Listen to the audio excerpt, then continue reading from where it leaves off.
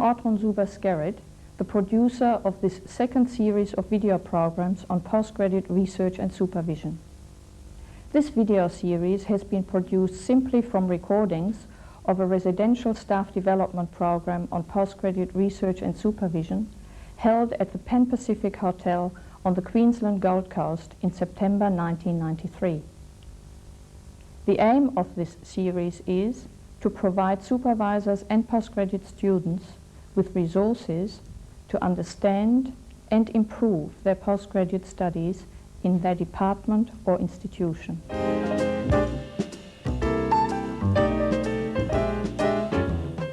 In the first part of this session, we're going to be dealing with supervision as a one-to-one relationship. I have one-to-one in quotation marks because, of course, really we're never just one-to-one because we're in a context that determines some of the aspects of that, what appears to be a relationship between two individuals. We'll be only mentioning some of the disciplinary values that may have impact on women as postgraduate students. We will be focusing in the second part of the session on some departmental institutional culture aspects, and in fact Kate will be dealing specifically with enrollments and completion times. We will also mention, but again not discuss in any detail at all, societal expectations that impact on women in postgraduate research. There have been some findings in some research in Australia and elsewhere on supervisory guidance and women's views of it. Powell's, for example, did a study at the University of Melbourne showing that women were significantly less satisfied than men with access to their supervisors and with frequency of consultations. These were sex, not faculty effects. Women were less satisfied with most aspects of supervision. Powell's looked at 15 aspects, and women were less satisfied with 12 of those 15 than were men. Powell speculated that this could be attributed to difficulties of studying in a male-dominated environment. The second issue we might look at that affects communication is an expansion of the contact time issue that was raised by Powell's. A study by Jenkins showed that male students spent more than twice as much time with faculty as did female students. Powell's, of course, also found that women had less contact with their supervisors than did men. This does not necessarily mean, of course, that men refuse to see their female students, but for a variety of reasons related to men's and women's expectations, women appear not to have had as much contact time. It's also true that younger PhD students had more contact with their supervisors than did older students. And women, of course, make up a large proportion of older students. Thirdly, there was the influence of academic environment that also affects communication. There were lower proportions of women in the Powell study that rated their department as having a friendly, supportive environment. And more women than men said they received no advice from other people in the department. And here I might just note how important climate is. Natalie Friedman, to whom I referred before, found that peer supervision or support occurred most often in departments where students also felt they had good access to staff, that somehow knowing that they had support from staff encouraged students to feel more relaxed with others, or at least there was some interaction between those two. Finally, there's the issue of power and sexuality.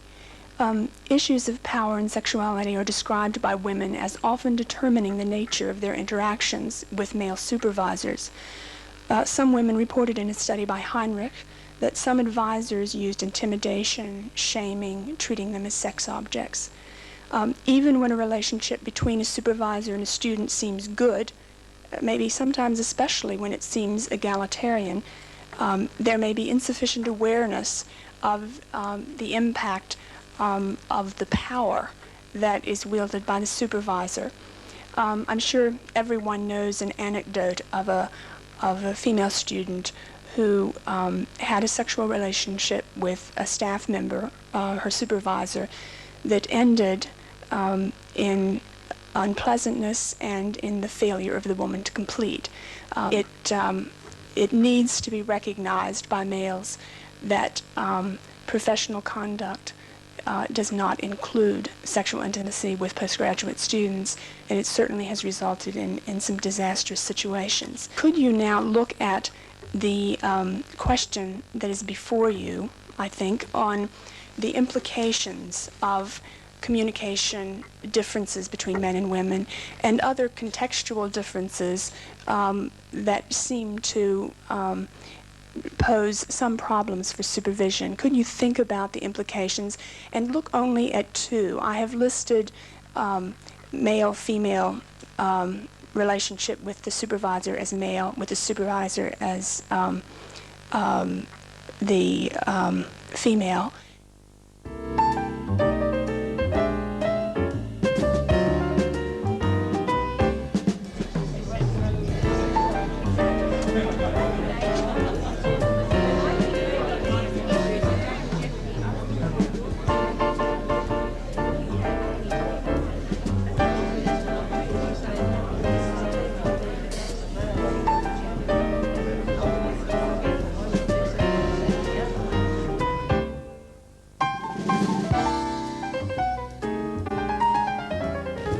Group, perhaps being an all-female group, I don't know, took a very anecdotal approach, although maybe that's the way females communicate, and what we thought we'd do is give you a couple of the anecdotes very, very quickly to illustrate problems that might be inherent in the two situations.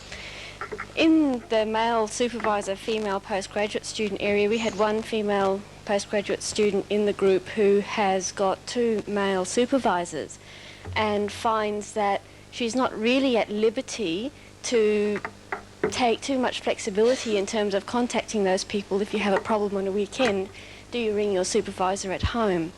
And I think that can be a problem.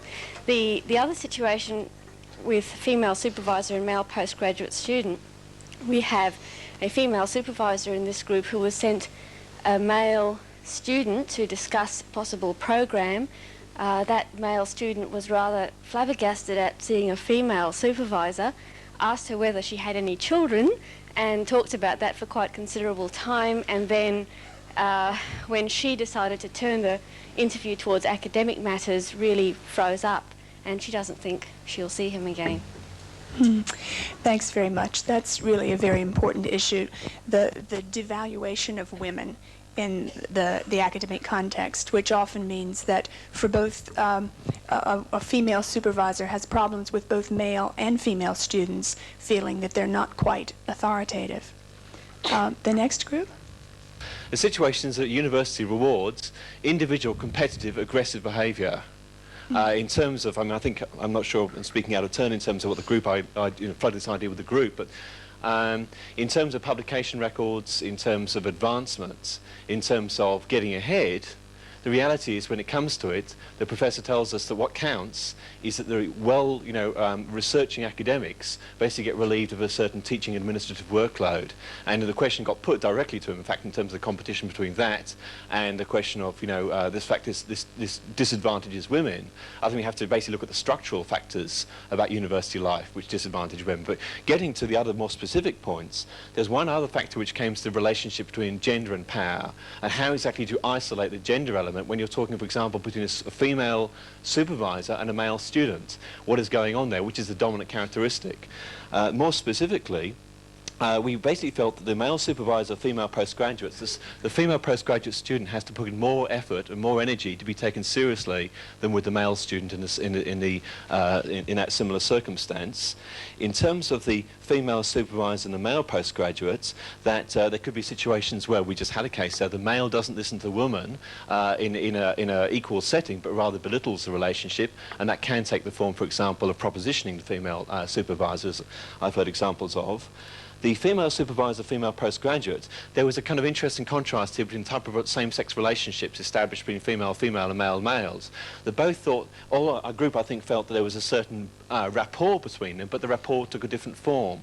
The rapport between women was more effective, more based on bonding, more based on getting to the heart of the matter in terms of relationships and emotions and so forth, and what was really going on behind the concerns that students had. The males ones were perhaps based on more kind of, I don't know, the English term is joshing, kind of mateship of sort of a sort of slight competitive rivalry perhaps, which maybe result in a lot of time being spent, but perhaps not a really in-depth investigation of the issues. Okay, thank you. Another group? Yes.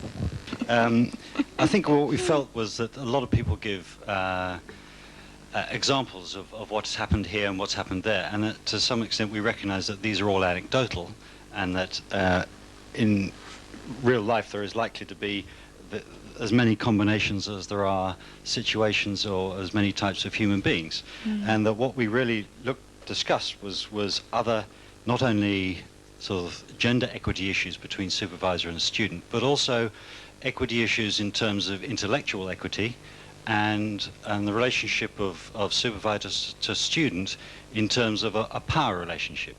And we felt that those were supra-gender problems, which also impinged very much on the relationship between a supervisor and a student. Thank you very much. Oh, and the other one was age. Age differences between both ends of the spectrum in terms of supervisors, either the very young or the old, and the difference between age between supervisor and student. Okay. Is there another group? Yeah. We summarised into two things. In the case one, the possibility of sexual overtones being a major barrier to communication, and we actually wondered if there could be some way of dealing with that sort of issue up front between the supervisor and student. The whole business of the differences in communication really needs also to be common awareness between, particularly for the male supervisors. We had some people here coming to grips with those issues and actually wondering if they really existed. Case two, the sexuality overtones doesn't seem to be as much of a problem unless you have some people from particular different cultural groups where they would have great difficulty accepting a female supervisor. And still the potential for miscommunication occurs unless both parties are aware of different ways people communicate. Okay, thank you very much. And the last group? Firstly, we were not convinced as to the differences between females and males when we were given at the sheet, and then we were firstly talking before the tea. We were talking about the differences, and then it really depends on the context.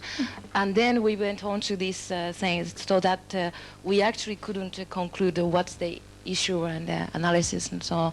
And rather still, we say it depends on the context, and also when a supervisor is quite aware of the professional relationship with the student, then because the power is always held by the supervisor, so the supervisor has to be more aware of the situation, especially the student is a female. Yeah. Thank you very much. male. That was an excellent closing comment, because it raised the issue of that, in fact, I struggled with in determining whether to use this exercise, because it may just feed into stereotyping of male-female. Probably what is very useful to come out of this is the notion that we need to be more flexible in the way we communicate and more sensitive to how others do communicate, so that we don't expect all males to communicate in one way, all females in another, but that we are aware of those issues.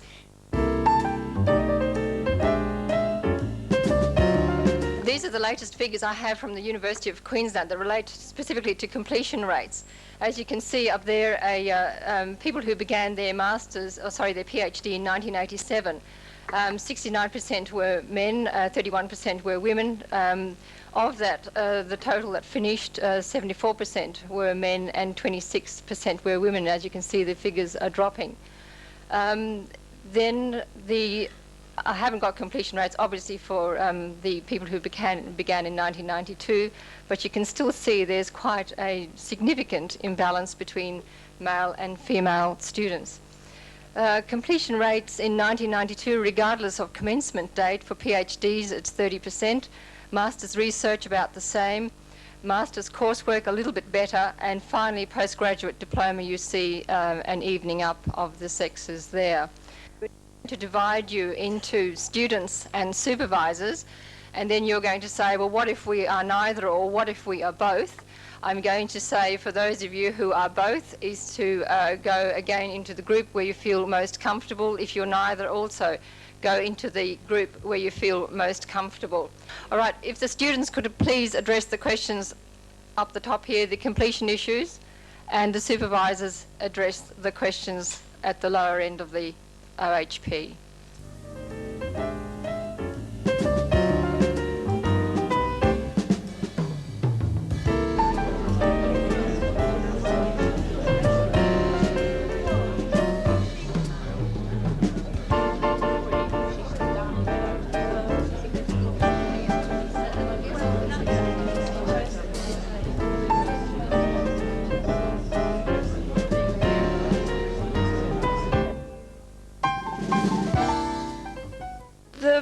Student issues that we found on the Butcher's paper, there was quite a few of them actually, even though at our own table we found that there was a lot of overlaps.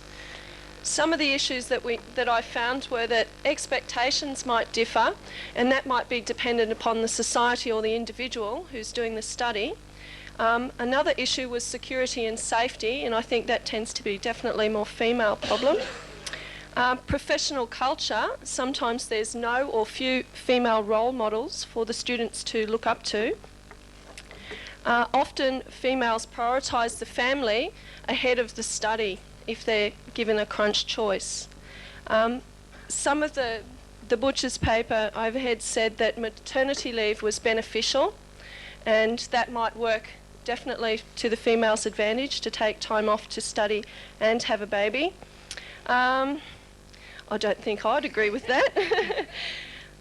Another one was cultural taboos and resentment of a more educated female. In one example that we discussed, it sometimes depends on the culture. Often a female isn't allowed to marry someone who is less qualified than herself. And the last one was re-entry after time away is often more difficult. One which was mentioned was the question of resentment of partners, and I think that works both ways. Certainly there was some evidence of that. Lack of domestic support generally can be a two-way operation. Finance questions, family commitment questions regardless of gender. Supervisor-student relationships was mentioned. Obviously that has implications in either concept. Childcare and single parent, obviously there's some problems there for those types of parties, but generally they were the main ones, I think. Good, great. For the supervisors. One of the things I want to say is that many of the concerns that people expressed for the students were also expressed for supervisors.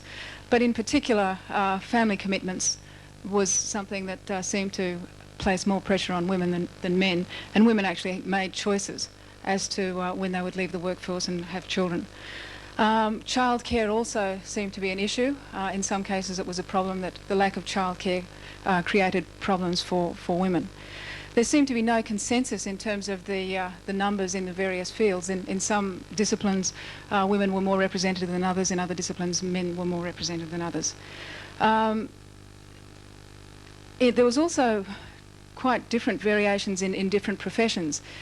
In some professions it was felt that there was a need to have some field experience before coming into academe. So it was this need to get some sort of professional legitimacy, which meant time out, teaching, nursing or whatever, which also meant that the probability of delaying your tertiary study. In terms of strategies departments could offer, the offering of scholarships was one. Another one was mentorship, that specific students were selected and were sponsored and mentored. And there was also the suggestion that women perhaps might have flexible re-entry programs, and that once again that childcare could be an issue that would help to support women within various institutions, both at the institutional level and at the faculty level. Thank you, Judith. Yes, the only ones I have to add there are mainly to do with why more men than women enroll in postgraduate studies. There are a couple of points there that were brought up. The first one was that men have a career orientation, that is an expectation of them, and that reads over, I guess, into a social expectation of men that they should have a career. And the other one was that within the different professions there is a differing degree of relevance of a higher degree. If you have a high degree in some professions, you may only have an academic career to look to rather than one out in the real world.